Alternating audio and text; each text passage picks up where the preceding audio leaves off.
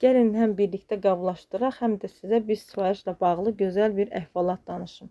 Bu həm də o qablaşdırmamla da bağlıdır. Bir gün bir xanımın sifarişini təhvil verməli idim. Biz dediyimiz yerdə, dediyimiz vaxtda görüşdük. Xanımın sifarişini təhvil verdim. Xanım tələsirdi.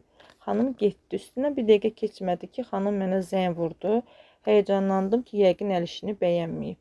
İşin ən həyəcanlı yeri müştərilərin geri dönüşüdür. Xanım dedi, tələsirdim. Diqqətlə baxmamışdım. Əl işinizi də çox bəyəndim. Qablaşdırmanızı da çox bəyəndim. Qablaşdırmanız möhtəşəmdir. İçərisinə qoyduğunuz çiçək, içərisinə püskürtdüyünüz ətir, bu incə düşüncənizi çox sevdim. Sizin adınızı telefonumun rəhbərinə qeyd etməmişdim, indi qeyd edəcəm. Bundan sonra əl işi ilə bağlı nə istəyim olsa, ancaq sizə müraciət edəcəm. Demək ki, müştərilər məhsulun keyfiyyəti ilə bərabər qablaşdırmaya da, təqdimata da önəm verirlər. Bəs siz yalnız məhsulun keyfiyyətinə üstünlük verirsiniz, yoxsa təqdimat, qablaşdırma sizin üçün də önəmlidir?